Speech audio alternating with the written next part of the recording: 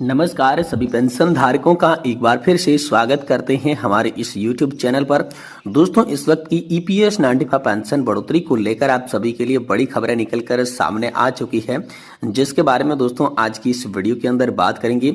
साथ ही साथ दोस्तों बात करने वाले हैं यूनिफाइड पेंशन स्कीम को लेकर बड़ी खबर सामने आ रही है। पेंशन के मुद्दे को लेकर सरकार गंभीर है। बीजेपी ने OPS पर कांग्रेस को घेरा है, तो आखिरकार बीजेपी कांग्रेस को OPS पर कैसे घेरा है और पेंशन को लेकर मोदी सरकार कैसे गंभीर है, इसके बारे में आज की इस वीडियो के अंदर बात करेंगे। साथ ही पेंशन की मांग मानी गई, अब सरकारी कर्मचारियों के लिए न्यूनतम वेतन की बारी है, कितना बढ़ सकता है आपका पेंशन, इसके बारे में भी दोस्तों आज की इस वीडियो के अंदर बात की जाएगी। साथ ही दोस्तों EPS 95 पेंशन में 78 लाख पेंशन भोगियों को मिली बड़ी खुशखबरी। पेंशन को लेकर एक्शन में है मोदी सरकार, तो आखिरकार पेंशन को लेकर एक्शन में किस तरीके से नजर आ रही है मोदी सरकार। और दोस्तों यहाँ पर आप सभी के लिए मिनिमम पेंशन बढ़ोतरी को लेकर क्या बड़ी खबर है, साथ ही पेंशन से जुड़ी सारी समस्याओं को किस प्रकार हल किया जाएगा, और सरकार ने मीटिंग के अंदर 2 बड़े फैसले कौन कौन से लिए हैं जिसमें दोस्तों पेंशन धारकों को बड़ी राहत मिल सकती है, इसके बारे में बात करेंगे। साथ ही दोस्तों श्रम मंत्रालय की होने वाली बैठक में अंदर दोस्तों आप सभी की पेंशन को लेकर स्वीकृति मिल सकती है, इसके बारे में भी आज की इस वीडियो के अंदर बात करेंगे। यानी कि पेंशन और पेंशन धारकों से जुड़ी तमाम बड़ी खबरों की चर्चा आज की इस वीडियो के अंदर करने वाली है। इसीलिए आप सभी से निवेदन है कि दोस्तों आज की इस वीडियो को आप लास्ट तक देखिएगा। साथ ही हमारे चैनल पर नए हैं तो चैनल को भी सब्सक्राइब जरूर कर लीजिएगा।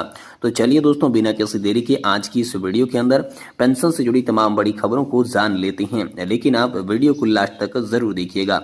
तो पहली बड़ी खबर की बात करें तो आप सभी EPS 95 पेंशन धारकों के लिए पेंशन बढ़ोतरी को लेकर बड़ी बैठक होने वाली है। जी हां दोस्तों, आप सभी के लिए आगामी 6 तारीख को कर्मचारी भविष्य निधि संगठन की बड़ी बैठक होने वाली है। इस बैठक के अंदर आप सभी की पेंशन बढ़ोतरी पर मोहर लग सकती है। हालांकि बताया यह जा रहा है कि सरकार OPS को लागू नहीं करेगी, NPS के अंदर संशोधन को मंजूरी देगी, लेकिन जिसके तहत आप सभी को जो है OPS की तरह लाभ देखने को मिलेंगे, यानी कि पेंशन बढ़ोतरी का फायदा आप सभी को देखने को मिलेगा। वहीं दोस्तों अगली बड़ी खबर की बात करें तो आप सभी के लिए यूनिफाइड पेंशन स्कीम को लेकर हाल फिलहाल में बड़ी खबर आ रही है। पेंशन के मुद्दे को लेकर मोदी सरकार गंभीर नजर आ रही है, और इसी को लेकर बीजेपी ने जो है OPS को लेकर कांग्रेस पर सीधा घेराव किया है। तो आखिरकार यूनिफाइड पेंशन स्कीम को लेकर क्या बड़ी खबर है, चलिए आपको यहाँ पर जो है संपूर्ण रूप से जानकारी बता देते हैं। दोस्तों यूनिफाइड पेंशन स्कीम यानी कि UPS को लेकर भाजपा ने कांग्रेस पर हमला बोला है। अश्विनी वैष्णव ने आरोप लगाया कि उनकी हिमाचल प्रदेश और राजस्थान की सरकारों ने NPS की जगह OPS लागू करने का ऐलान जरूर किया था, लेकिन अभी तक कोई भी कदम नहीं उठाया गया है। जबकि PM नरेंद्र मोदी ने पेंशन के मुद्दे को गंभीरता से लेते हुए नई योजना लागू करने का फैसला कर दिया है। जी हां दोस्तों, यहाँ पर सूचना और प्रसारण मंत्री अश्विनी वैष्णव ने कांग्रेस पर आरोप लगाया, हिमाचल और राजस्थान का उन्होंने उदाहरण भी दिया।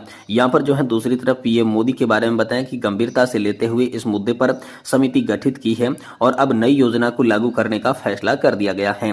उन्होंने साफ किया कि इस नई स्कीम के लिए केंद्रीय कर्मचारियों का अब कोई बोझ नहीं डाला जाएगा। OPS जहां बगैर किसी वित्तीय योगदान की सुनिश्चित भुगतान योजना थी, वहीं UPS के लिए अतिरिक्त संस्थान जुटाने की केंद्र सरकार का योगदान बढ़ा दिया गया है। पहले ये योगदान की राशि 10% थी, जिसे वर्ष 2019 में मोदी सरकार ने 14% कर दिया था। अब इसे यहाँ पर 18.5% करने का फैसला आप सभी के लिए कर दिया गया है। समाचार एजेंसी ANIA के अनुसार दोस्तों केंद्रीय कर्मचारियों के लिए संयुक्त सलाहकार तंत्र यानी कि JCM के केंद्रीय पक्ष के प्रतिनिधि ने शनिवार को प्रधानमंत्री नरेंद्र मोदी से मुलाकात की। ये बैठक ऐसे समय में हुई जब केंद्र सरकार ने एकीकृत पेंशन योजना यानी कि UPS को मंजूरी दे दी है, जिससे सुनिश्चित पेंशन और सुनिश्चित पारिवारिक पेंशन भी यहाँ पर जो है आप सभी के लिए शामिल है। JCM की राष्ट्रीय परिषद के सचिव शिव गोपाल मिश्रा ने यहाँ पर कहा कि कई दिनों से प्रदर्शन के बाद प्रधानमंत्री मोदी ने राष्ट्रीय परिषद की चिंताओं को स्वीकार किया है। स्थानीय समिति के साथ बैठक बुलाई गई। JCM सरकार और उनके कर्मचारियों के बीच विवादों को सौहार्दपूर्ण ढंग से सुलझाने की बातचीत पर एक वैधानिक मंच है। इसमें 1 दर्जन से अधिक कर्मचारी संगठनों के सदस्य शामिल हैं। तो दोस्तों आप सभी के लिए यूनिफाइड पेंशन स्कीम को लागू कर सकती है मोदी सरकार, इसे मंजूरी मिल गई है। और JCM के मुख्य सचिव जो है शिव गोपाल मिश्रा के साथ प्रधानमंत्री नरेंद्र मोदी की बैठक समाप्त हुई है। इस बैठक में दोस्तों आप सभी के लिए बड़े अच्छे संकेत आए हैं कि पेंशन बढ़ोतरी यानी कि UPS हम सभी के लिए लागू हो सकती है, जिसमें पेंशन धारकों को NPS के मुकाबले बढ़कर पेंशन जो है वो मिलने वाली है। वहीं दोस्तों अगली बड़ी खबर की बात करें तो पेंशन की मांग मानी गई। अब सरकारी कर्मचारियों के न्यूनतम वेतन की बारी है। जाने कितना वेतन बढ़ेगा और पेंशन आप सभी को बढ़कर मिलेगी, चलिए इसके बारे में बात करते हैं। दोस्तों भारत में पहली बार ऐसा हुआ जब प्रधानमंत्री ने जेसीएम को बुलाकर उनसे चर्चा की।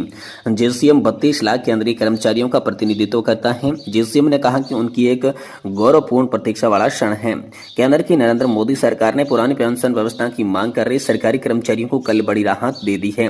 इसके लिए कल ही यूक्रेन की यात्रा से लौटे प्रधानमंत्री नरेंद्र मोदी ने संयुक्त सलाहकार तंत्र जेसीएम के प्रतिनिधियों के साथ शनिवार शाम को मुलाकात की। उन्होंने कहा कि यूसीएम की बैठक में यहां पर केंद्र सरकार के कर्मचारियों के लिए एक बड़ी उपलब्धि है। दोस्तों पेंशन की मांग तो लगभग पूरी हो गई है। वहीं सरकारी कर्मचारियों के प्रतिनिधियों ने न्यूनतम वेतन में संशोधन की भी मांग कर डाली है। जी हां दोस्तों, जेसीएम की राष्ट्रीय परिषद की प्रमुख सरकारी कर्मचारियों के लिए न्यूनतम वेतन को संशोधित कर 32,500 रुपए प्रतिमाह करने की मांग रखी गई। सरकारी विभाग खासकर रेलवे में नए पदों पर सृजन प्रतिबंध हटाने का आग्रह किया गया। बैठक के बाद प्रधानमंत्री मोदी ने एक्स पर लिखा कि केंद्र सरकार के कर्मचारियों के लिए जेसीएम के कर्मचारी पक्ष की एक प्रतिनिधि मंडल से मुलाकात की है।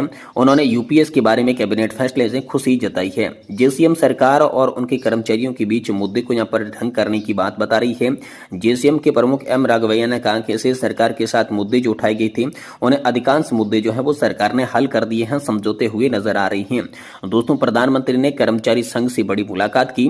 एकीकृत पेंशन योजना पर कैबिनेट में मोहर लगाने से पहले प्रधानमंत्री नरेंद्र मोदी ने संयुक्त शाम को यहां पर समार पारदर्शी तंत्र जेसीएम के प्रतिनिधियों के साथ उनके आवास पर मुलाकात की। प्रतिनिधिमंडल का नेतृत्व करने वाले जेसीएम के सचिव शिव गोपाल मिश्रा ने हिंदुस्तान टाइम्स को बताया कि प्रधानमंत्री ने लगभग सभी मांगों को मान लिया है। भारत में पहला ऐसी बार हुआ है जब प्रधानमंत्री ने खुद यहां पर चर्चा में बुलाया है। जी हां दोस्तों, जिससे हमें आशा है कि राज्य की सभी यूपीएससी पर अमल किया जाएगा और पेंशन धारकों को यहां पर न्याय मिलेगा। यूपीएस में 2004 से सेवानिवृत्त कर्मचारियों का एरियर ब्याज सहित मिलेगा। इसके अलावा फैमिली पेंशन भी 60% दी जाएगी। इसी के अलावा न्यूनतम पेंशन 10,000 रुपए प्रतिमाह दी जाएगी। जेसीएम पिछले कई वर्षों से पुरानी पेंशन योजना को लेकर आंदोलन कर रही थी, जिसे प्रधानमंत्री मोदी ने संज्ञान लिया और हमारी मांगे पूरी किया है। इससे कर्मचारी संघ और उनका आभार भी व्यक्त पीएम मोदी का करते हुए नजर आ रही है। वहीं दोस्तों ईपीएस 95 पेंशन में 78 लाख पेंशन भोगियों को खुशखबरी मिल सकती है। पेंशन को लेकर एक्शन मोड में नजर आ रही है मोदी सरकार। 1995 के पेंशन के तहत पेंशन भोगियों को यहां पर न्यूनतम पेंशन बढ़ाकर 7,500 रुपए करने की मांग कर रही थी। इस कर्मचारी योजना में लगभग 78 लाख पेंशन भोगी वर्तमान 1,000 रुपए की मासिक पेंशन प्राप्त कर रहे हैं, जो कि 2014 के नियमों के अनुसार निर्धारित की जाती है। दोस्तों शुक्रवार को केंद्रीय श्रम और रोजगार मंत्री मनसुख मांडविया ने पेंशन भोगियों को आश्वासन दिया था कि उनकी मांगों पर सरकार गंभीरता से विचार करेगी। उन्होंने कहा था कि पेंशन भोगियों की समस्याओं का समाधान निकालने के लिए सरकार द्वारा बड़ी कदम उठाई जाएंगी। पेंशन भोगी संगठनों ने बताया कि केंद्रीय श्रम मंत्री से हुई बातचीत के बाद उन्हें विश्वास है कि न्यूनतम पेंशन बढ़ाने के लिए सकारात्मक कदम उठाए जाएंगे। तो चलिए जानते हैं कि कर्मचारी पेंशन योजना 1995 को लेकर क्या बड़ा अपडेट आया है, जिसमें दोस्तों मिनिमम पेंशन 7,500 रुपए प्रतिमाह पेंशन करने की मांग की। जब दोस्तों पेंशन भोगियों ने सरकार से न्यूनतम पेंशन को 1,450 रुपए से बढ़ाकर 7,500 रुपए करने की मांग की। उनके अनुसार करीब 36 लाख पेंशन भोगियों को हर महीने 1,000 रुपए से भी कम पेंशन मिल रही है, जिससे उनका जीवन यापन करना मुश्किल हो जाता है। पेंशन भोगियों की ये मांग पेंशन, महंगाई भत्ता और पेंशन भोगियों के जीवन साथी की मुफ्त स्वास्थ्य सेवा देखभाल भी इसमें शामिल की गई है। दोस्तों इस संबंध में पेंशन भोगियों ने न्यूनतम पेंशन 7,500 रुपए करने की मांग की थी, जो कि उनके जीवन यापन की गुणवत्ता को बढ़ाया जाएगा। ये आवश्यक है कि सरकार और सामाजिक संगठन पेंशन भोगियों के हित में काम करें और उन्हें आर्थिक रूप से सशक्त बनाने की उपास करें। दोस्तों कांग्रेस सहित विपक्षी दलों ने भी पेंशन वृद्धि का समर्थन किया, जिससे इस मुद्दे पर राजनीतिक सहमति की संभावना बढ़ गई। इस प्रकार बढ़ती पेंशन न केवल पेंशन भोगियों के लिए एक राहत प्रदान कर सकती है, बल्कि उन्हें अपने बुढ़ापे में गरिमापूर्ण जीवन जीने में यहाँ पर सक्षम भी बनाती है। तो दोस्तों आप सभी के लिए बड़ी खबर है कि पीएम मोदी से हुई मुलाकात के अंदर आप सभी के लिए बड़ी खबर है कि यूनिफाइड पेंशन स्कीम आप सभी के लिए लागू हो सकती है। साथ ही आज 1,450 रुपए की मिल रही एवरेज पेंशन को बढ़ाकर आप सभी के लिए 7,500 रुपए करने को लेकर भी मंजूरी मिल सकती है। ये बड़ी खबर हाल फिलहाल में आप सभी पेंशन धारकों के लिए निकल कर सामने आ रही है।